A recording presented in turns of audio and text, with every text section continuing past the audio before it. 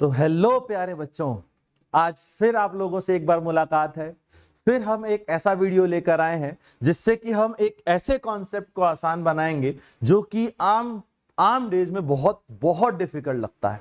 देखिए, हमारे वीडियोस बनाने का मेन टारगेट यही है कि हम उन टॉपिक्स को आसान बनाएं जिनमें बच्चों को बहुत प्रॉब्लम आती है।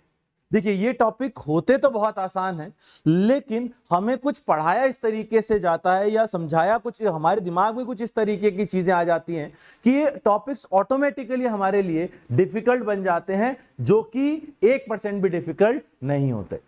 ये टॉपिक्स नॉर्मल कॉमन सेंस पर बेस्ड होते हैं, लेकिन हमारे साथ कुछ ऐसी घटनाएं घट चुकी होती हैं, इतने अत्याचार हो चुके होते हैं कि हमारा जो कॉमन सेंस है वो कॉमन सेंस बस पकड़ के घर निकल जाता है और हम यहीं रह जाते हैं। तो क्यों ना उन टॉपिक्स पर बात की जाए जो कि बहुत आसान है। जैसा कि नेक्स्ट टॉपिक हमारा जो है वो है कंस्ट्रेंट मोशन। देखिए, कंस्ट्रेंट मोशन की एक्चुअलिटी में बात करूं तो बहुत ही आसान टॉपिक, बहुत ही आसान। सिर्फ एक छोटी सी चीज है, उसको यूज करें, अप्लाई करें और धड़ाधड़ आपसे क्वेश्चन बनने लगेंगे। लेकिन वही चीज हमें ऑलरेडी क्लियर नहीं होती, तो इस वीडियो के माध्यम से हम वो चीज आपके तक पहुंचाने की कोशिश करेंगे कि कैसे कंस्ट्रेंट मोशन के क्वेश्चंस को इजीली सॉल्व कर सकते हैं। जैसे फॉर एग्जांपल, अगर मैं एग्जांपल से स्टार्ट करूं, यार ये हाथ में मेरे पेन है भाई, वो तो ऑलरेडी है। अगर मैं ये कहूं कि मेरा हाथ ऊपर की तरफ मूव हुआ है 5 मीटर, अगर मैं ये कहूं कि मेरा हाथ ऊपर की तरफ 5 मीटर मूव हुआ है और मैं आपसे ये पूछूं कि बताइए ये पेन कितना मूव हुआ है, तो आप कहेंगे सर क्या मजाक की बात कर रहे हैं, आपका हाथ 5 मीटर ऊपर गया है तो पेन भी 5 मीटर ऊपर गया है, वो आपके हाथ के ऊपर ही तो है सर। तो जितना आपका हाथ चलेगा उतना ही पेन चलेगा। यही चीज कंस्ट्रेंट है, दिस इज कंस्ट्रेंट, कि भैया एक बॉडी का जो मूवमेंट है उसके रिलेटिव या उसके वजह से दूसरी बॉडी में जितना मूवमेंट हुआ, कितना मूवमेंट हुआ, इसी चीज को पता करने को कंस्ट्रेंट कहते हैं। सीधी सीधी आम भाषा में बात इतनी सी है कि भैया अगर मेरा हाथ 5 मीटर गया तो पेन भी 5 मीटर गया। इसी चीज को अगर हम सोच ले गए तो यही कंस्ट्रेंट है भैया। जैसे अगर मैं एग्जांपल लूं तो मेरे पास एक बॉडी है और उसके सामने एक ब्लॉक रखा हुआ है। हमने इस बॉडी को धक्का मारना शुरू किया और यह बॉडी आगे की तरफ 8 मीटर चली। 8 मीटर चलिए ही मैंने पता कर लिया कि मैंने जिसको धक्का मारा है वो बॉडी 8 मीटर खिसक गई। तो बताइए एम मास कितना खिसका होगा? तो भैया कॉमन सेंस, अगर बॉडी आगे 8 मीटर गई है तो उसके आगे सामने रखी हुई चीज भी 8 मीटर आगे गई होगी, यानी इसका डिस्प्लेसमेंट भी 8 मीटर रहा होगा। तो यहां पर हम देख पा रहे हैं कि दोनों का डिस्प्लेसमेंट सेम आ गया।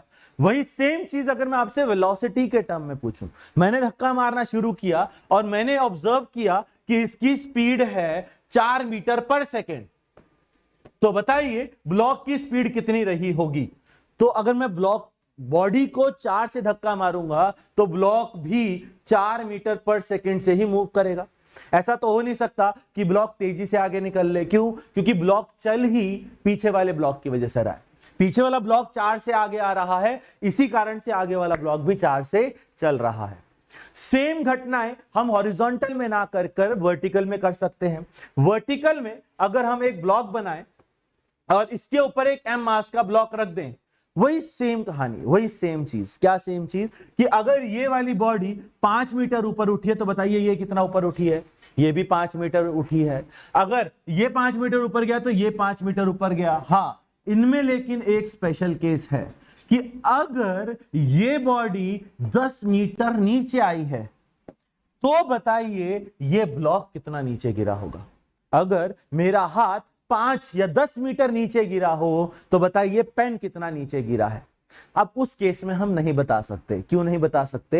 हो सकता है मेरा हाथ बहुत तेजी से नीचे गिर गया हो सकता है मेरा हाथ बहुत जल्दी नीचे चला गया हो, पेन आराम से आ रहा हो, क्योंकि पेन को तो नीचे खींचने वाला कौन है? ग्रेविटी। मैंने अपने हाथ को बहुत तेजी से खींच लिया, पेन धीरे धीरे आया। लेकिन अगर मैं इसमें भी एक केस लगा दूं कि इनमें कॉन्टैक्ट मेंटेन्ड है, यानी ये एक दूसरे के कांटेक्ट में रहेंगे, छोड़ेंगे नहीं, तो अगर मेरा हाथ 10 मीटर नीचे गया है तो पेन भी 10 मीटर नीचे जाएगा।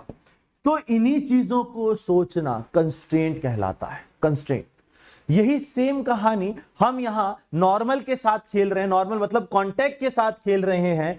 यही सेम कहानी रस्सी के साथ भी खेली जा सकती है। रस्सी के साथ खेलने का मतलब है, अगर मान लीजिए दो ब्लॉक हैं और वो रस्सी से बंधे हुए हैं, दो ब्लॉक आपस में रस्सी से बंधे हुए हैं, एक आदमी ने इसे खींचा और इसको खींचकर 5 मीटर आगे ले गया, ब्लॉक को पकड़ा 5 मीटर आगे खींच गया, तो बताए ये कितना खींचेगी? रस्सी इनएक्सटेंसिबल है और रस्सी टाइट रहेगी, रस्सी लूज नहीं होगी। ये नहीं है कि ब्लॉक आगे आ जाए।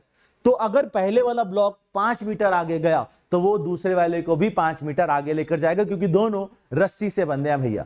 अगर आगे का ट्रक चलता है तो पीछे की कार जो उससे टोड़ होती है वो भी चलती है भाई, और वो भी सेम डिस्टेंस। तो इसका मतलब ये वाला ब्लॉक भी 5 मीटर चलेगा। यही जो आप येलो पेन से वैल्यूज फाइंड आउट कर रहे हो, 8 मीटर, 4 मीटर पर सेकेंड, 10 मीटर, ये ब्लॉक का 5 मीटर, तो ये सारी चीजें ही एक्चुअली कंस्ट्रेंट के थ्रू बताई जा रही।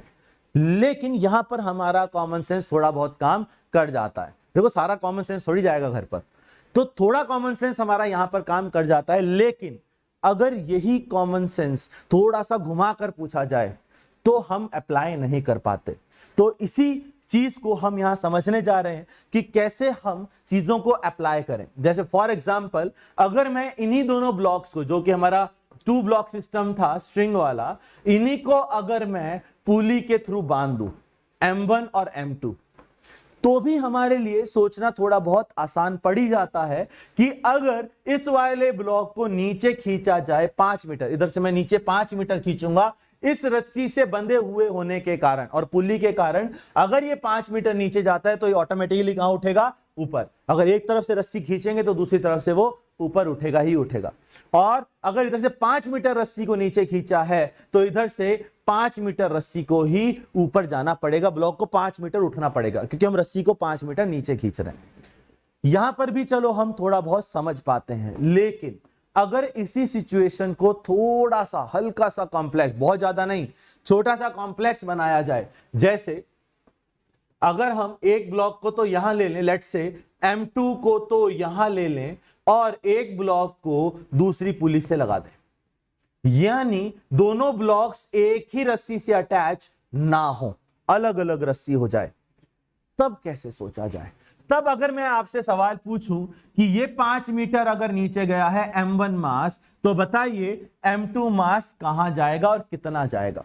चलो ये भी मैं समझ सकता हूं, इधर से बॉल को नीचे खींचेंगे, इधर से ब्लॉक ऊपर उठेगा, लेकिन कितना? अब इसी में आता है कंफ्यूजन कि भैया 5 मीटर उठेगा कि 10 मीटर उठेगा या 2.5। एक्चुअली में अगर थोड़ा बहुत ज्ञान आपको हो तो आप ये तो समझ रहे होंगे शायद डबल होगा, शायद हाफ होगा। कुछ लोगों ने आंसर भी दे दिया होगा 10 या 2.5, लेकिन इन दोनों में से कौन सा आंसर करेक्ट है? कुछ लोग शायद 5 भी सोच रहे हो कि 5 भी हो सकता है। तो इसी सिचुएशन को हम, इसी कॉम्प्लेक्स सिचुएशन को हम इजी बनाने जा रहे हैं।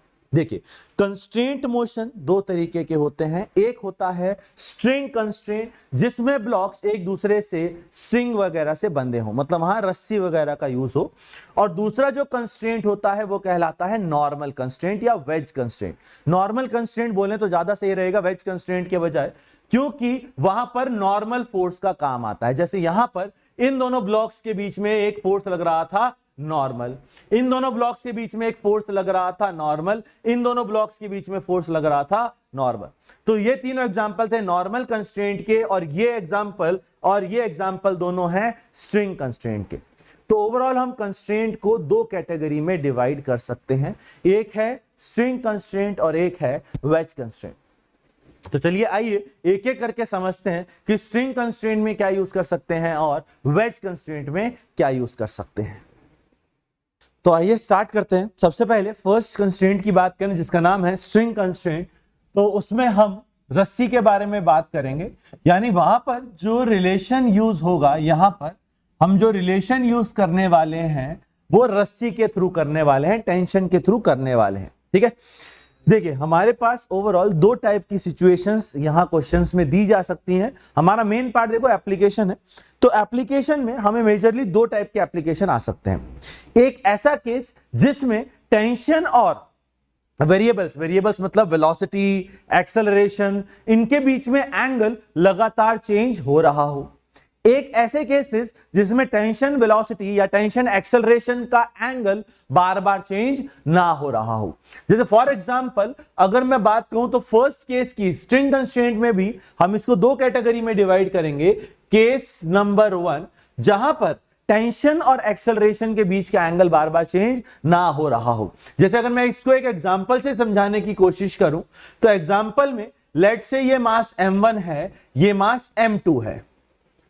अगर मैं दोनों पर टेंशन फोर्स की बात करूं, देखो टेंशन फोर्स की डायरेक्शन हमें निकालनी आती है। इस पर अगर टेंशन फोर्स की बात करूं, इस पर टेंशन इधर लगेगा, इस पर टेंशन इधर लगेगा, तो कॉमन सेंस से हम एक्सेलरेशन भी सोच सकते हैं कि लेट्स से अगर m2 मास भारी है तो ये नीचे गिरेगा और ये उठेगा ऊपर। अब ड्यूरिंग द मोशन हम ये चेक करें कि जब ये नीचे गिर रहा होगा तो इस पर टेंशन हमेशा ऊपर लग रहा होगा और एक्सेलरेशन हमेशा नीचे की तरफ, यानी इनके बीच में जो एंगल है वो ड्यूरिंग द मोशन चेंज नहीं हो रहा। वही सेम केस इधर भी है कि टेंशन और एक्सेलरेशन के बीच का angle during the motion change नहीं होना चाहिए। ड्यूरिंग द मोशन चाहे एक्सेलरेशन की बात कर ले चाहे वेलोसिटी की बात कर ले, कि टेंशन वेलोसिटी के बीच का एंगल देखो पूरे मोशन में क्या है, कांस्टेंट। किसी एक ब्लॉक के लिए वो कांस्टेंट है। कुछ ऐसे केसेस हो सकते हैं जिसमें एंगल कांस्टेंट ना हो। जैसे अगर मैं केस 2 की बात करता हूं, केस 2, तो केस 2 में एंगल कांस्टेंट नहीं है। पहले तो हमें केस देखना पड़ेगा कौन सा केस है भैया। तो केस 2 लेते हैं। लेट्स से हमने एक ब्लॉक यहां पर लिया m1 मास, इसको एक रस्सी के माध्यम से और यहां पर हमने जोड़ दिया m2 मास, और m1 मास जो है वो ग्राउंड पर रखा हुआ है और इसकी अभी लिमिटेशन ये है कि ये अभी ग्राउंड पर ही चलेगा। ठीक है, ऐसा हमें क्वेश्चन में बताया गया है कि अगर m2 मास नीचे गिरेगा तो m1 मास ग्राउंड पर आगे बढ़ेगा। सोच भी सकते हैं अगर ये नीचे आएगा तो रस्सी इधर आने के लिए ये ब्लॉक को राइट साइड खिसकना पड़ेगा। अब इस केस में अगर मैं बात कहूं तो यहां पर तो टेंशन और वेलोसिटी के बीच का angle during the motion change ना हो। क्यों? क्योंकि नीचे गिरेगा, वेलोसिटी नीचे, टेंशन हमेशा ऊपर, तो एंगल हमेशा 180 डिग्री। लेकिन वो सिचुएशन यहां नहीं होगी। क्यों? क्योंकि इस पर टेंशन लगेगी इस डायरेक्शन में और वेलोसिटी होगी हॉरिजॉन्टल, और ये जो एंगल है ये ड्यूरिंग द मोशन चेंज होता जाएगा। ड्यूरिंग द मोशन कैसे चेंज होता जाएगा, थोड़ा जूम आउट करके समझने की कोशिश करें तो थोड़ी देर बाद जब ब्लॉक यहां कहीं पहुंचेगा, तो चेक करें अब रस्सी ऐसी हो जाएगी। अगर रस्सी वर्टिकल हो रही है तो ये एंगल पहले के मुकाबले अलग है। जैसे जैसे ब्लॉक आगे बढ़ता जाएगा ये एंगल चेंज होता जाएगा। तो यहां पर हम चेक कर पा रहे हैं कि during the motion angle constant नहीं है। तो इसीलिए हमने इसे दो कैटेगरी में डिवाइड किया।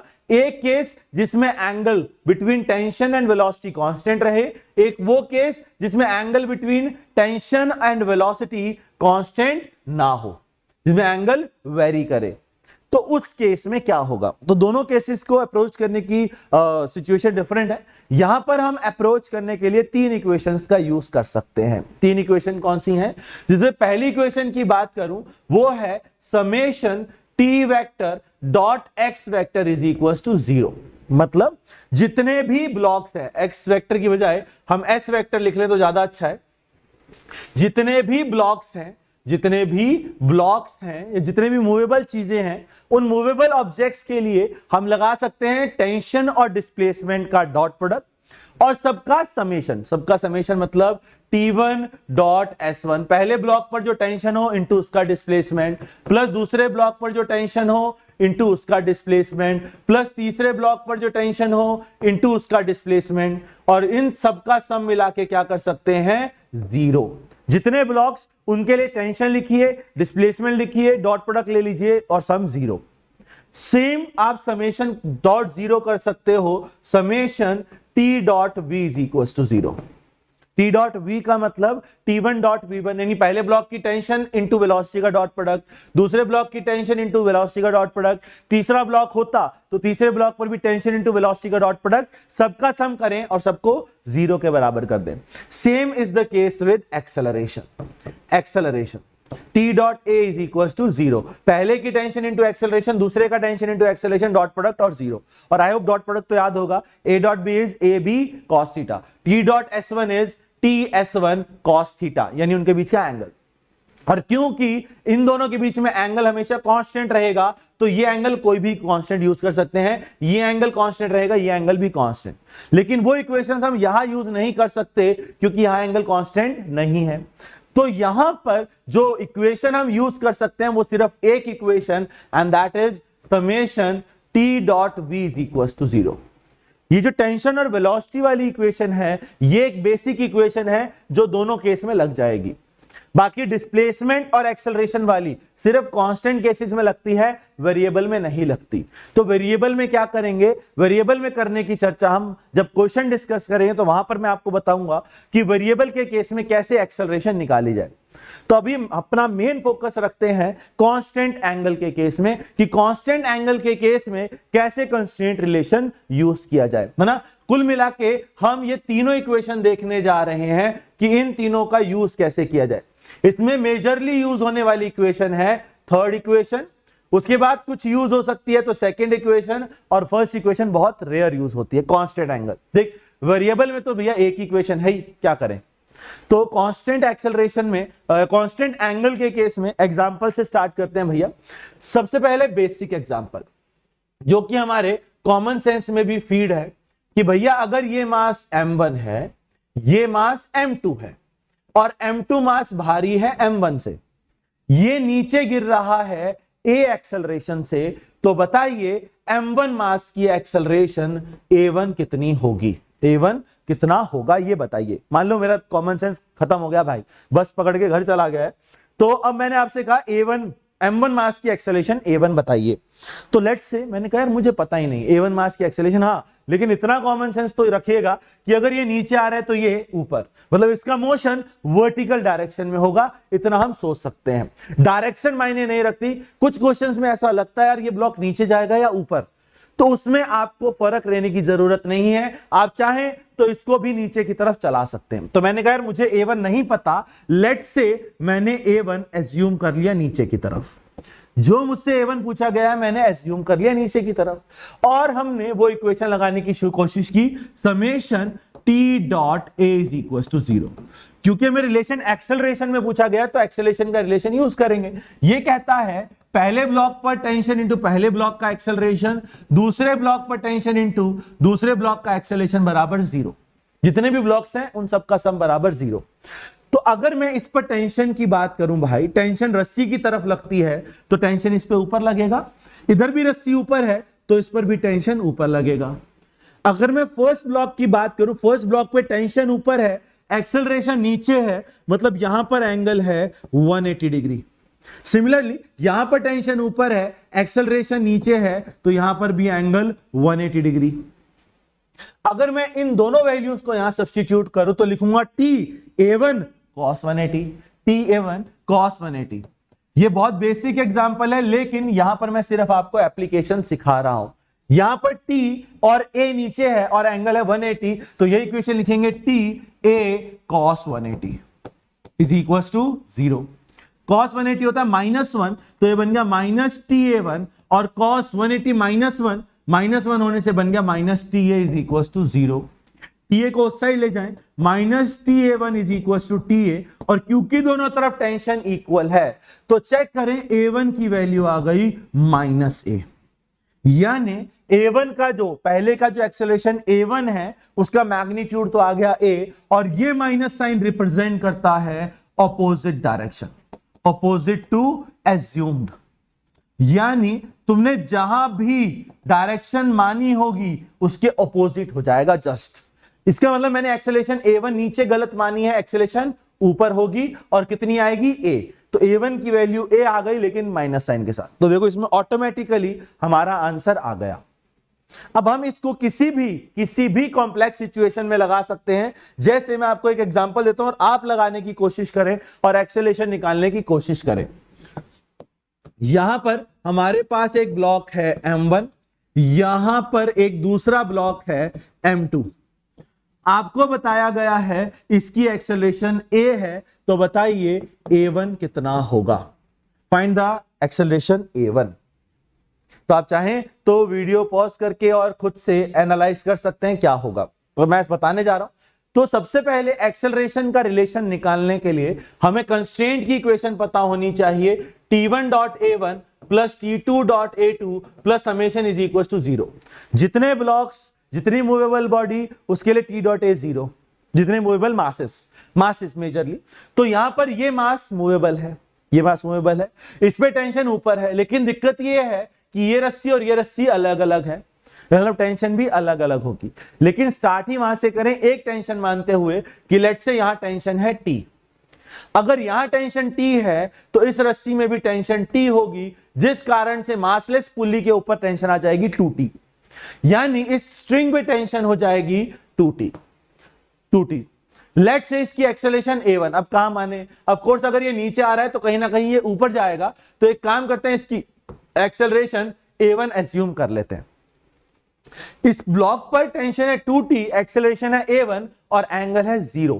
तो हम इक्वेशन लिखेंगे, टेंशन है 2T, एक्सेलरेशन है a1 और एंगल है 0। इस ब्लॉक पर टेंशन है T, एक्सेलरेशन है a और एंगल है 180। टेंशन है T, एक्सेलरेशन है a और एंगल है 180। दो ही ब्लॉक्स हैं, मासेस, दो ही मासेस हैं, उनका सम 0। cos 0 1 होता है, तो ये बन गया 2ta1, cos 180 -1, तो minus TA is equal to 0। 2ta1 is equal to TA, a1 की वैल्यू यहां से आ गई प्लस a/2। प्लस आने का मतलब है हमने डायरेक्शन सही मानी है, सही। अब इस पर आप कैसे भी कंस्ट्रेंट के क्वेश्चंस बना सकते हो, किसी भी तरीके से ब्लॉक्स को ज्वाइन कर सकते हो और किसी भी तरीके से आप क्वेश्चंस सॉल्व कर सकते हैं। जैसे मैं थोड़ा सा एग्जांपल ले रहा हूं भैया, एक एग्जांपल लेकर बात कर लें तो ज्यादा अच्छा है।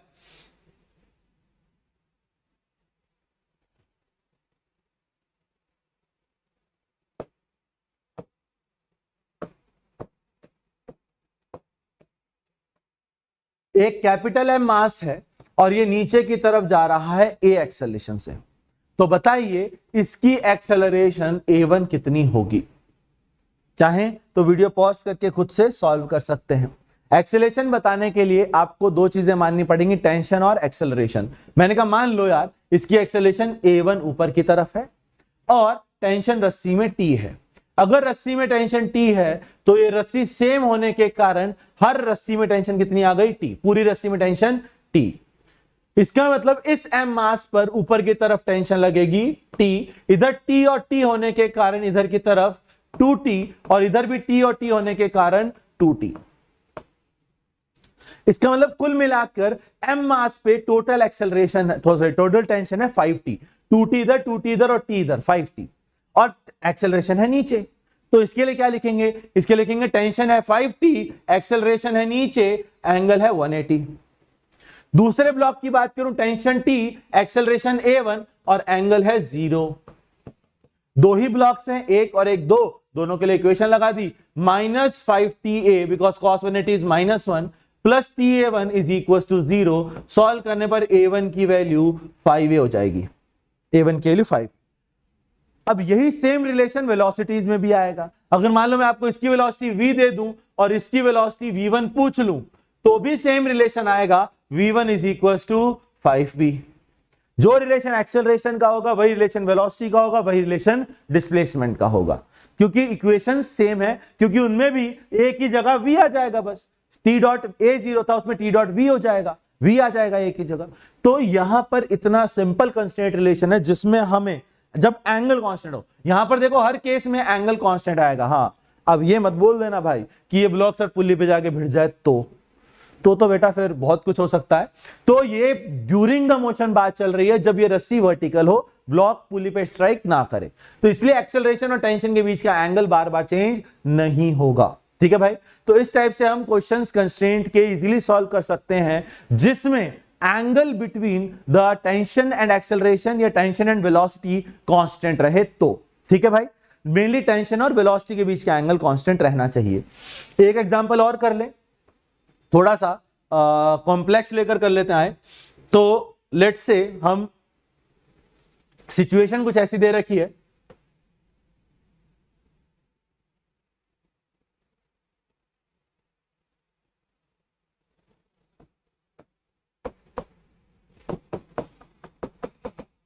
यहां पर जुड़ा है एक M1 मास, यहां पर और यहां पर पूरे कंबाइंड पर जुड़ा है M2 मास। आपको बोला है कि अगर ये A2 से नीचे आएगा तो बताओ M1 कितने से ऊपर जाएगा। ठीक, तो लेट्स से मैं फिर से वही काम करूंगा, M1 की एक्सेलरेशन A1 मान लूंगा और किसी एक रस्सी में टेंशन T, मान लो किसी भी रस्सी में आप टेंशन T मान सकते हैं, किसी भी रस्सी में। लेट्स से इस रस्सी में टेंशन T मान लेता हूं, तो इस रस्सी में भी टेंशन T, इसमें भी T, इसमें भी T, इसमें भी T, इसमें भी T, जिस कारण से यहां पर आ जाएगी 2T, यहां पर भी 2T और यहां पर भी 2T। इस ब्लॉक की बात करूं, ब्लॉक पे एक्सेलरेशन और टेंशन सेम डायरेक्शन में है, तो 2Ta1 cos 0। यहां पर बात करूं टोटल टेंशन है 4T, एक्सेलरेशन है A2, तो plus 4Ta2 cos 180 is equal to 0। दो ही ब्लॉक हैं तो दो के लिए लगा देंगे। ऊपर से इक्वेशन आ गई 2Ta1 2Ta1, नीचे से इक्वेशन आ गई minus 4Ta2 is equal to 0, A1 is equal to 2A2। A1 की वैल्यू 2A2 के बराबर होगी। ठीक है, तो ये वाले कंस्ट्रेंट के रिलेशन हम चाहे तो 2 ब्लॉक सिस्टम, चाहे तो 3 ब्लॉक्स के लिए भी लगा सकते हैं। 3 ब्लॉक्स के लिए कैसे, आइए देखते हैं। 3 ब्लॉक्स के लिए बस ये डिफरेंस आ जाएगा कि आपको तीनों ब्लॉक के लिए इक्वेशन लिखनी पड़ेगी। कैसे देखते हैं, ये M1 यहां पर जुड़ा है M3 और बीच में जुड़ा है M2। हमसे पूछा गया है इसकी एक्सेलरेशन अगर A1 है, इसकी एक्सेलरेशन अगर A2 है, तो इसकी एक्सेलरेशन बताइए। तो इसको सॉल्व करने का भी लॉजिक वही रहेगा। A3 आप किसी भी डायरेक्शन में मान सकते हैं। किन्हीं लोगों को लग रहा होगा नीचे जा रहा है तो नीचे मान ले, किन्हीं लोगों को लग रहा है ऊपर जा रहा है तो ऊपर मान लीजिए। लेट्स से मैं ऊपर मान लेता हूं A3 निकालना। लेट्स से इस रस्सी में टेंशन है T, इस रस्सी में T होने के कारण पूरी रस्सी में T हो जाएगी, तो यहां हो जाएगी 2T और इधर भी T। बस अब मेजर डिफरेंस यही है भाई, इक्वेशन तो वही लिखेंगे, बस अब 2 ब्लॉक्स के लिखने के बजाय 3 ब्लॉक के लिए लिखेंगे। T और A1 सेम डायरेक्शन में है तो मैं डायरेक्ट लिख रहा हूं Ta1 cos 0 विच इज 1। इसमें T और A2 ऑपोजिट डायरेक्शन में है तो cos 180 बनेगा -1, तो माइनस 2Ta2। ये माइनस आया है cos 180 के कारण। यहां पर टेंशन और एक्सेलरेशन सेम डायरेक्शन में है तो प्लस Ta3 cos 0 इज 1 और सबको 0 के बराबर। यहां से मुझे A3 की वैल्यू चाहिए तो बाकी मसाले को एक तरफ ले जाओ। Ta3 is equal to 2Ta2 minus Ta1, T cancel हो गया, यानी acceleration of 3 is 2A2 minus A1 in upward direction, क्योंकि मैंने ऊपर मानी है। और लेट्स से कई बार आपने सॉल्व किया और ये वैल्यू नेगेटिव आ गई तो वो भी सिग्निफिकेंस समझा चुका हूं, माइनस आने का मतलब डायरेक्शन को जस्ट अपोजिट। तो देखिए इतना सिंपल है स्ट्रिंग कंस्ट्रेंट कि हमें ब्लॉक्स में T डॉट A करना है और उसको 0 के बराबर करना है सम को। पहले ब्लॉक का T डॉट A प्लस दूसरे ब्लॉक का T डॉट A प्लस तीसरे ब्लॉक का T डॉट A बराबर 0। जितने भी ब्लॉक्स हैं सबका T डॉट A बराबर 0। ठीक है भैया, लेकिन ये तभी जब एंगल टेंशन एक्सेलरेशन और टेंशन वेलोसिटी के बीच कांस्टेंट रहे। अगर एंगल कांस्टेंट ना हो तो क्या करना है। ठीक है भैया, तो एक दो केस वो भी देख लेते हैं जहां एंगल कांस्टेंट नहीं है। लेट्स से आपको क्वेश्चन में बोला गया है, ऐसा एक क्वेश्चन आपको दिया गया है कि 2 ब्लॉक्स हैं, एक ब्लॉक है M1 और एक ब्लॉक है M2। इस ब्लॉक को V1 वेलोसिटी से चलाया जा रहा है, तो बताइए M2 की वेलोसिटी क्या होगी। Find velocity of M2 at the shown instant, at the shown instant, यानी इस इंस्टेंट पर आपको M2 की वेलोसिटी बतानी है। देखिए वेलोसिटी एक इंस्टेंटेनियस क्वांटिटी है भाई, हो सकता है अलग अलग इंस्टेंट पर चेंज हो रही हो, तो इसी इंस्टेंट पर आपसे पूछा गया है जानबूझकर। क्यों, अभी थोड़ी देर में समझ में आ जाएगा। अगर यहां हम बात करें तो एंगल टेंशन और वेलोसिटी के बीच लगातार चेंज होता जाएगा। कैसे, अभी वेलोसिटी और V1 मान लेते हैं, इसकी वेलोसिटी है V2 और टेंशन है T, इन दोनों के बीच में एंगल है थीटा। लेकिन जब ब्लॉक यहां पहुंचेगा रस्सी ऐसी हो जाएगी तो ये एंगल कुछ और बनेगा। यहां पर अगर एंगल वेरिएबल है तो हम सिर्फ वेलोसिटी की इक्वेशन लगा सकते हैं, एक्सेलरेशन की नहीं। तो वेलोसिटी की इक्वेशन लगाएं, इस पर टेंशन लगेगी पीछे, वेलोसिटी आगे, तो इसके लिए इक्वेशन बनेगी -tv1 बिकॉज cos 180। इस पर बात कहें तो टेंशन और वेलोसिटी के बीच में एंगल है थीटा, तो ये टर्म बनेगी tv2 cos थीटा और दोनों का सम 0 क्योंकि दो ही ब्लॉक्स हैं। यहां से v2 cos थीटा की वैल्यू आ जाएगी v1 के बराबर, तो v2 की वैल्यू आ जाएगी v1 अपॉन cos थीटा, या मैं कहूं v1 sec थीटा। लेकिन अगर मैं इसी क्वेश्चन में आपको इसकी एक्सेलरेशन दे दूं a1 और इसकी एक्सेलरेशन a2 पूछ लूं, तो ध्यान रखना स्पेशली इस केस में t.a0 मत लगा देना। हमारे से सबसे बड़ी गलती यही होती है कि हम इस केस में भी t.a0 करके आंसर निकाल देते हैं a2 बराबर a1 sec थीटा, क्योंकि जो रिलेशन वेलोसिटी का वही रिलेशन एक्सेलरेशन का होता है। लेकिन ध्यान रखिएगा ये रिलेशन नहीं बनेगा। क्यों?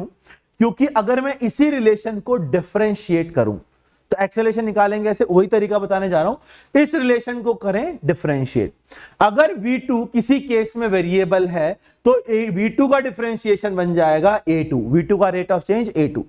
लेकिन यहां पर बात कहें तो v1 भी वेरिएबल है और थीटा भी वेरिएबल है, तो इसमें प्रोडक्ट रूल लगेगा। प्रोडक्ट रूल मतलब एक को कांस्टेंट रखें, दूसरे को डिफरेंशिएट करें, यानी ये बन जाएगा a1 into sec theta plus अगली बार दूसरे को रखें और सेक थीटा को डिफरेंशिएट कर दें।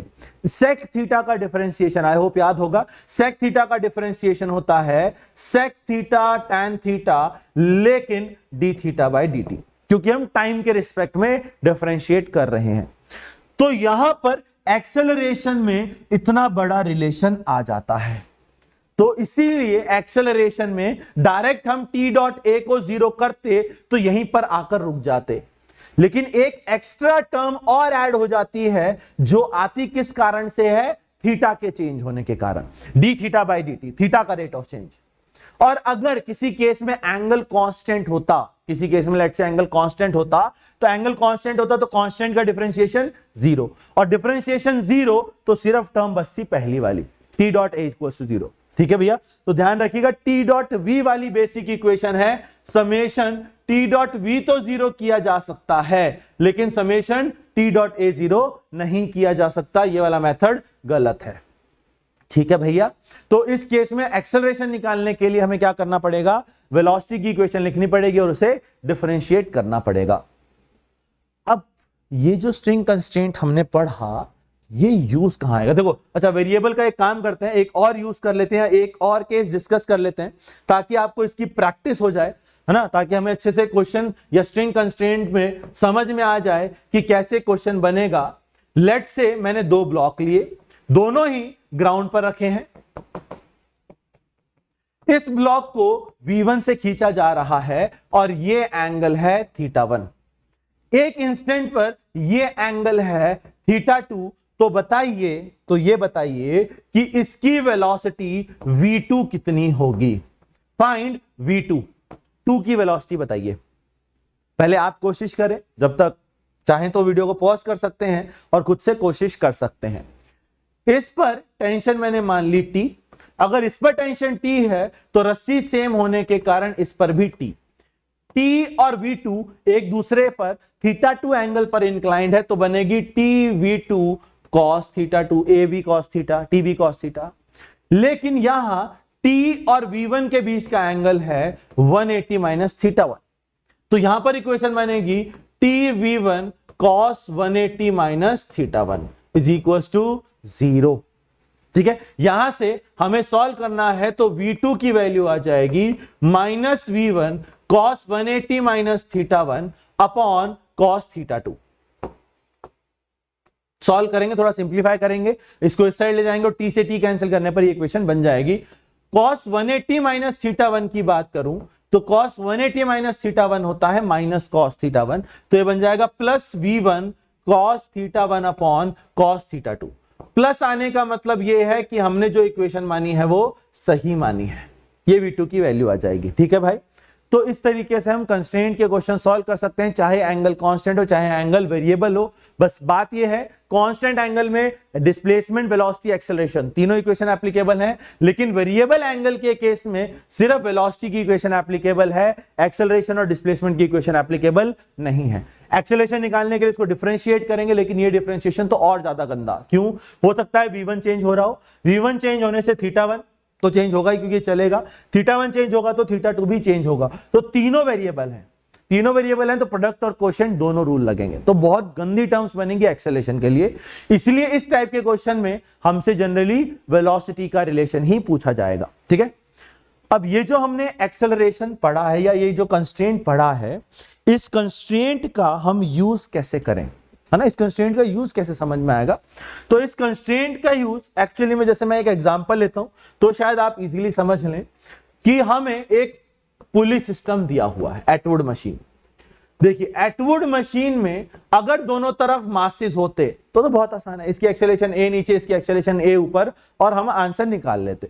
लेकिन अगर मैं इसी में ही एक और पुली भी लगा दूं, इधर लगा दिया M2, इधर लगा दिया M3, अब मैं पूछूं तीनों की एक्सेलरेशन बताइए, तो इस केस में यहां पर इनके लिए वो वाले फॉर्मूले नहीं लगेंगे जो आप सोच रहे हैं कि सर ये देखिए ये एक एटवुड मशीन है। मैंने कहा ठीक, तो सर इनकी एक्सेलरेशन का एक फॉर्मूला होता है m2 - m3g upon m1 plus m2, m1 - m2g upon m1 plus m2, तो m2 - m3g upon m2 plus m3।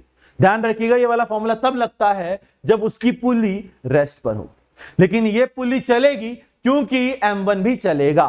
Sir आपको कैसे पता? तुम्हें कैसे पता नहीं चलेगा? क्योंकि क्वेश्चन में कहीं भी मेंशन नहीं होगा कि M1 रेस्ट पर है। अगर रेस्ट पर मेंशन है तो कोई दिक्कत ही नहीं है भैया, M1 रेस्ट पर, पुली रेस्ट पर, पुली रेस्ट पर, तो वो फॉर्मूले लग जाएंगे। लेकिन अगर कहीं भी मेंशन नहीं है कि M1 रेस्ट पर है या नहीं, तो हम नहीं मान सकते। किसी ने कहा तीनों की एक्सेलरेशन बताइए, इसका मतलब तीनों मूवेबल है। तो अब तीनों की अगर एक्सेलरेशन बतानी है तो हमारे को तीन वेरिएबल एज्यूम करने पड़ेंगे। वेरिएबल को मैं अलग पेन से मान लेता हूं, इसका एक्सेलरेशन A1 बताइए, इसका एक्सेलरेशन A2 बताइए, इसका एक्सेलरेशन A3 बताइए। सिर्फ इतना दिया हुआ है, मास 10 किलो, 5 किलो, 7 किलो, सिर्फ मासेस दिए हैं। उसके अलावा हमारे लिए टेंशन भी अननोन है, तो हमने टेंशन भी मान ली T और T। T तो यहां आ जाएगा 2T, तो इस पर लग जाएगा 2T। तो हमारे पास टोटल 4 वेरिएबल हैं, तीनों की इंडिविजुअल एक्सेलरेशन और एक टेंशन।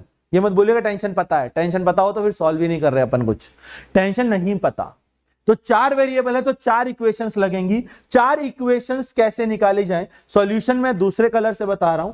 इस पे लगेगा M3G, इस पे लगेगा M2G और इस पे लगेगा M1G। इसमें काम यही करेंगे कि हम एक्सेलरेशन किसी भी डायरेक्शन में मान लेंगे, तुम्हारी इच्छा पर। हाँ, लेकिन वर्टिकल, हॉरिजॉन्टल कैसे चलेगा? तो मान लीजिए ये A1 से ऊपर जा रहा है, ये A2 से नीचे जा रहा है, ये भी A3 से नीचे जा रहा है। कहीं भी मान लो भाई, नेगेटिव आ गई तो समझ जाना बस डायरेक्शन ही घुमानी है। कहीं भी मान सकते हो, कोई फर्क नहीं पड़ता। इसके लिए इक्वेशन लिख दो, F बराबर ma, नेट फोर्स है 2T और नीचे की तरफ mg, तो 2T माइनस m1g बराबर m1a1। दूसरे ब्लॉक की बात करूं, एक्सेलरेशन नीचे है तो नीचे फोर्स होगा m2g minus T, m2g minus T बराबर m2a2। इसकी एक्सेलरेशन भी नीचे, तो नेट फोर्स भी नीचे होगा m3g minus T, m3g minus T बराबर m3a3। ये आ गया। लेकिन ये इक्वेशन तो 3 बनी है, जबकि वेरिएबल 4 है। तो इसमें जो चौथी इक्वेशन देगा वो एक्चुअली में कंस्ट्रेंट देगा कि भैया इनकी एक्सेलरेशन का क्या रिलेशन है, वो हमें कंस्ट्रेंट बताएगा। कैसे? T और A1, यहां T और A2, यहां T और A3 के लिए आपको लगाना पड़ेगा कंस्ट्रेंट तीनों के लिए, और तीनों का सम 0। इसके लिए 2T A1 सेम डायरेक्शन में है, तो 2T A1 cos 0, cos 0 is 1। T A2 opposite direction में 180, तो ये बन गया माइनस T A2 cos 180। यहां बन गया T A3, तो minus T A3 is equal to 0। Solve करने पर इक्वेशन आ जाएगी 2A1 is equal to A2 plus A3, और ये हमारी है चौथी इक्वेशन, वो इंपॉर्टेंट इक्वेशन जिससे हम क्वेश्चंस को सॉल्व कर पाएंगे। तो this is the fourth equation जो कि हमारी आएगी कंस्ट्रेंट से, जो कि आपको बताया नहीं जाएगा। So this is how we use the constraint equation या constraint relation in string constraint. ठीक है, तो स्ट्रिंग कंस्ट्रेंट में हमारे पास फायदा ये है कि अगर एंगल कांस्टेंट है तो T dot V, T dot A, T dot X सबका मिलाएं और जीरो के बराबर कर दें, और अगर एंगल वेरिएबल है तो टी डॉट वी को जीरो कर दें, और अगर एक्सेलेरेशन चाहिए तो टी डॉट वी को डिफरेंशिएट कर दें। ठीक है भैया, तो ये है all concept about string constraint, जो कि इतना आसान है, बस हमें ही बहुत डिफिकल्ट लगता है। तो आई होप स्ट्रिंग कंस्ट्रेंट में अब आपको कोई प्रॉब्लम नहीं होगी और इसके क्वेश्चन आप देखते ही धड़ाधड़ बना पाएंगे। ठीक है, तो इसके बारे में आप थोड़ा सा लिखें, फिर हम स्टार्ट करेंगे नॉर्मल कंस्ट्रेंट। तो आइए स्टार्ट करते हैं हम अपने इस पार्ट के सेकंड पार्ट पर, जिसका नाम है नॉर्मल कंस्ट्रेंट। नॉर्मल कंस्ट्रेंट को कुछ जगह वेज कंस्ट्रेंट का नाम भी दिया जाता है, दोनों एक्चुअली में सेम ही है, बट मेरे हिसाब से सबसे बढ़िया नाम रहेगा नॉर्मल कंस्ट्रेंट, क्योंकि एक्चुअली में इसमें नॉर्मल फोर्स का फायदा उठाया जाएगा। जैसे वहां स्ट्रिंग कंस्ट्रेंट था, स्ट्रिंग का फायदा था, यहाँ नॉर्मल कंस्ट्रेंट क्योंकि नॉर्मल का फायदा है। वेज कंस्ट्रेंट इसलिए कहते हैं क्योंकि इसमें जो क्वेश्चंस बनते हैं वो जनरली वेज के बनते हैं, बट ऐसा कोई जरूरी नहीं है कि वेज के क्वेश्चंस ही यूज हों। ठीक, इसमें अगर हम बात करें तो इसमें भी वही टेंशन या स्ट्रिंग कंस्ट्रेंट वाली ही कहानी है, या तो एंगल कांस्टेंट होगा या एंगल वेरिएबल, बट इसमें एंगल वेरिएबल वाले क्वेश्चंस नहीं होंगे, मोस्टली इसमें एंगल कांस्टेंट वाले क्वेश्चंस ही होंगे। तो हम अपना फोकस कांस्टेंट एंगल के बीच में रहेगा, लेकिन किन के बीच? नॉर्मल वेक्टर और वेलोसिटी वेक्टर या एक्सेलरेशन वेक्टर के बीच का एंगल क्या रहेगा? कांस्टेंट। ठीक, जैसे अगर मैं बात कहूं तो इसमें क्या करना है, इसमें भी समेशन n डॉट वी या समेशन n डॉट ए या summation n dot S is equal to 0 करना है। दोनों कंस्टेंट एक जैसे हैं भैया, बस वहां टेंशन फोर्स के साथ लेते थे, यहां नॉर्मल फोर्स के साथ कंस्टेंट लेंगे। जैसे फॉर एग्जांपल अगर हम एक मास लें m1 और यहां पर एक मास लें m2, ये दोनों कांटेक्ट में है भैया। ठीक है, ये दोनों कांटेक्ट में है, ऐसा आपको क्वेश्चन में दिया गया है। अगर बोला गया है कि इसकी एक्सेलरेशन a है, तो बताइए इसकी एक्सेलरेशन a2 कितनी होगी? हाँ, लेकिन ये बात आपको क्वेश्चन में बताई गई है कि ये दोनों कांटेक्ट मेंटेन रखते हैं। अच्छा, ये बात स्ट्रिंग कंस्ट्रेंट के लिए भी एप्लीकेबल है कि भैया स्ट्रिंग टाइट रहनी चाहिए, मतलब टेंशन जीरो नहीं होना चाहिए। वही सेम बात यहां है, नॉर्मल जीरो नहीं होना चाहिए। अगर नॉर्मल जीरो हो गया तो ये सारी कहानी बर्बाद है। ये तभी एप्लीकेबल है जब नॉर्मल आबाद रहेगा, यानी नॉर्मल नॉन जीरो रहेगा। तो अब हम इसमें इसका एक्सेलरेशन a2 कैसे निकालें? फिर से वही सेम चीजें, क्या कि आपको अब की बार ढूंढना है एक्सेलरेशन और नॉर्मल। वहां टेंशन और वेलोसिटी या टेंशन और एक्सेलरेशन ढूंढते थे, या नॉर्मल और एक्सेलरेशन ढूंढना है। आपने कहा मान लीजिए यार कि इसकी acceleration a2 right hand side है, हमें पता है यहां पर कांटेक्ट फोर्स इस पर लगेगा राइट हैंड साइड, यानी दोनों में नॉर्मल और एक्सेलरेशन की डायरेक्शन सेम। लेकिन अगर मैं वही नॉर्मल m1 पर बनाऊं तो m1 पर नॉर्मल और एक्सेलरेशन एक दूसरे के ऑपोजिट। अगर ये नॉर्मल आगे वाले ब्लॉक पर आगे लगा है तो पीछे वाले ब्लॉक पर पीछे लगेगा, because of Newton's third law. Newton's third law के अकॉर्डिंग दोनों पर नॉर्मल ऑपोजिट डायरेक्शन में लगेगा, एक्शन रिएक्शन पेयर। अगर नॉर्मल एक्सेलरेशन की बात करें तो इन दोनों के बीच में एंगल 180 डिग्री है, तो यहां बनेगा NA cos 180। लेकिन यहां दोनों के बीच सेम डायरेक्शन में है तो plus NA2 cos 0 is equal to 0, यहां minus NA plus NA2 is equal to 0, A2 is equal to plus A, यानी इसकी एक्सेलरेशन A होगी। ये तो हमें कॉमन सेंस से ही पता है भैया, पीछे वाला अगर A से चल रहा है तो आगे वाला भी A से ही चलेगा। लेकिन यही कॉमन सेंस थोड़ा सा डिस्ट्रॉय हो जाता है जब हम इसका ओरिएंटेशन चेंज कर दें। कैसे? ओरिएंटेशन चेंज करने का मतलब है, लेट्स से हमने एक ब्लॉक लिया, इसका मास m था, इसके ऊपर एक स्मॉल m रख दिया। मैंने आपको बताया कि ये जो ब्लॉक है ये a एक्सेलरेशन से 30 डिग्री पर मूव कर रहा है। तो बताइए इस ब्लॉक की एक्सेलरेशन a2 कितनी होगी? या मैं आपको बोल देता हूं कि लेट्स से इसका एक्सेलरेशन वर्टिकली अपवर्ड है a2, find relation between a2 and a if they are in contact. तो काम वही करना है भाई, इसकी एक्सेलरेशन ऊपर, यहां कॉन्टैक्ट नॉर्मल फोर्स ऊपर, ब्लॉक पर ऊपर। अगर मैं प्लैंक की बात करूं तो प्लैंक पे नॉर्मल फोर्स लगेगा नीचे। इन दोनों पे नॉर्मल और एक्सेलरेशन क्योंकि सेम डायरेक्शन में है, ये बन जाएगा Na2। यहां पर भाई थोड़ी दिक्कत है, नॉर्मल और एक्सेलरेशन के एक दूसरे के ना तो पैरेलल है ना एक दूसरे के परपेंडिकुलर है, दोनों के बीच में एंगल है 120 डिग्री। तो हम लिखेंगे Na cos 120, Na cos theta, और cos 120 की वैल्यू होती है -12, तो -12 Na is equal to 0, A2 is equal to A/2, यानी A2 A की आधी एक्सेलरेशन से चलेगा। इसको अगर मैं कॉमन सेंस से सोचने की कोशिश करूं तो भी हम इसको इजीली सोच पाएंगे। कैसे? A का इधर की तरफ कंपोनेंट होगा A√3/2 और A का वर्टिकल कंपोनेंट होगा A/2। खुद सोचें, अगर कोई प्लैंक ऊपर की तरफ A/2 से बढ़ेगा तो उसके ऊपर रखा ब्लॉक भी तो A/2 से ऊपर जाएगा, लेकिन अगर इसको मैं A√3/2 से खींच दूं तो इसके साथ चलने की कोई लिमिटेशन नहीं है, क्योंकि वो एक नेक्स्ट चैप्टर है फ्रिक्शन, उसमें हम समझ सकते हैं कि अगर फ्रिक्शन हुआ तो ही वो ब्लॉक साथ जा पाएगा। लेकिन यहां पर हमें A2 ऑलरेडी क्वेश्चन में दिया गया था, तो हम हॉरिजॉन्टल की तो बात ही नहीं करेंगे ना भाई। जब A2 वर्टिकल दिया तो हम वर्टिकल ही निकालेंगे कि जब प्लैंक की एक्सेलरेशन ऊपर की तरफ A/2 है तो ब्लॉक की भी एक्सेलरेशन ऊपर की तरफ A/2 होगी। यहां पर भी चलो थोड़ा कॉमन सेंस काम कर जाता है, लेकिन यही चीज जब वेज में लगाकर पूछी जाती है तो हम थोड़े से घबरा जाते हैं। सेम चीज कैसे? उसमें क्वेश्चन कुछ ऐसे आता है कि ये हमारे पास एक वेज है जिसका एंगल है थीटा, यहां पर एक रॉड है और वो रॉड इस तरीके से फंसी हुई है कि वो सिर्फ वर्टिकली गिर सकती है। मतलब मैंने ऊपर से ऐसे पकड़ के रखा है कि अगर गिर सकती है तो वर्टिकली नीचे गिरेगी। आपको पूछा गया कि अगर ये A2 से लेफ्ट में गया है, ये A1 से नीचे गिरा है, तो दोनों के बीच में रिलेशन बताइए। अभी भी काम तो वही है भाई, काम वही रहेगा। नॉर्मल और A का डॉट प्रोडक्ट लीजिए और हर सिस्टम के लिए 0 कर दीजिए। देखो नॉर्मल में जनरली 2 ही ब्लॉक होंगे, यहां पर है नॉर्मल, इन दोनों के बीच में कांटेक्ट, और हमें पता है नॉर्मल कांटेक्ट फोर्स कैसा होता है, परपेंडिकुलर। इस पर नॉर्मल लगेगा इस डायरेक्शन में और इस वेज पर नॉर्मल लगेगा इस डायरेक्शन में। ये दोनों पर नॉर्मल की डायरेक्शन हो गई। वेज की एक्सेलरेशन A2 इस साइड, ये मैं इसलिए दिखा रहा हूं ताकि मैं एंगल दिखा पाऊं। एंगल क्यों चाहिए? Na cos थीटा लिखने के लिए, तो थीटा लिखना जरूरी है।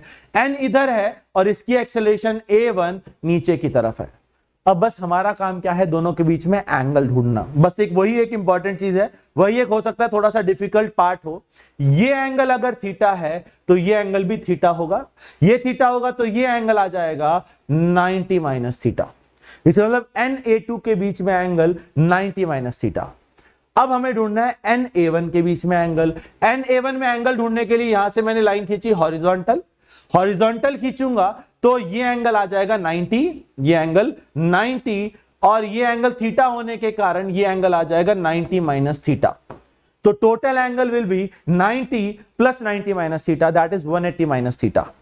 और अब लगा दीजिए equation, Na2 cos 90 minus theta, Na2 cos 90 minus theta, इनके बीच में ये एंगल 90 माइनस थीटा आएगा भाई हॉरिजॉन्टल से, और हॉरिजॉन्टल से A1 की एक्सेलरेशन है 90 डिग्री पर, तो total angle is 90 plus 90 minus theta which is 180 minus theta. तो इसके लिए लिखेंगे plus Na1 cos 180 minus theta is equal to 0, Na1 cos 180 minus theta is equal to 0। और बस अब इसको सॉल्व कर लो। यहां पर Na2 cos 90 minus theta is sine theta, तो Na2 sine theta cos 180 minus theta is minus cos theta, तो minus Na1 cos theta equal to 0। वहां से रिलेशन आ जाएगा A2 sine theta equal to A1 cos theta. This is the relation between A1 and A2। यहां से A1 देकर A2 पूछा जा सकता है, A2 देकर A1 पूछा जा सकता है, या A1 A2 देकर थीटा पूछा जा सकता है। तो ये हमारे पास इससे रिलेटेड क्वेश्चंस पूछे जा सकते हैं कि कैसे इसके क्वेश्चंस हम सॉल्व कर सकते हैं भाई। ठीक है, सेम सिचुएशन को हम चेंज कर सकते हैं। सेम सिचुएशन में हम इस क्वेश्चन को ऐसा भी तो बना सकते हैं कि ये वेज हो और यहां पर रॉड कुछ ऐसी रखी हो, ये रॉड अब की बार वर्टिकली ऐसे रखी है, तो भी ये सेम ही क्वेश्चन बन जाता है भाई। सेम क्वेश्चन क्या बन जाता है, इसमें भी सेम ही कहानी बनेगी, जैसे मर्जी कर लो भाई। तो ऐसे बहुत सारे क्वेश्चंस हमने क्वेश्चन में दिए जा सकते हैं, बहुत सारे क्वेश्चंस हमसे पूछे जा सकते हैं सॉरी, जिसमें नॉर्मल का कंस्ट्रेंट यूज होगा, यानी इस नॉर्मल का यूज होगा जो वेज पे नीचे लगेगा और इस रॉड पर ऊपर की तरफ लगेगा। अब एक्सेलरेशन किसी भी डायरेक्शन में हो सकती है, बस आपको करना क्या है, इसका नॉर्मल इंटू इसकी एक्सेलरेशन का डॉट, इसकी नॉर्मल इंटू इसकी एक्सेलरेशन का डॉट प्रोडक्ट, और दोनों को zero. This is all about normal constraint या वेज कंस्ट्रेंट। ठीक है भाई, तो दोनों ही कंस्ट्रेंट मोशन बहुत आसान है। एक में टी डॉट ए का सम जीरो करना है, टी डॉट वी, अगर ए एंगल कांस्टेंट हो तो टी डॉट ए, और एक में एन डॉट ए का प्रोडक्ट कांस्टेंट करना है, नॉर्मल डॉट एक्सेलरेशन। तो दोनों में ही बस आपका डॉट प्रोडक्ट थोड़ा सा स्ट्रांग होना चाहिए ताकि आप एंगल इजी देख पाए और डॉट प्रोडक्ट कर पाए। तो this is all about constraint motion. I hope आपको ये वीडियो बहुत अच्छा लगा होगा, और ये दोनों कॉन्सेप्ट के क्वेश्चन अगर आपसे अब कोई भी पूछेगा तो आप अब उसमें हिचकिचाएंगे नहीं और आपके क्वेश्चन धड़ाधड़ बनने लगेंगे। इसी आशा के साथ फिर एक बार आपसे मुलाकात होगी नए टॉपिक के साथ। ठीक है भैया, तो नेक्स्ट बार फिर देखते हैं, कुछ अच्छा सा टॉपिक लेकर आते हैं आपके लिए इसी चैनल पर, तो बनिए रहिए भैया। Let's crack it.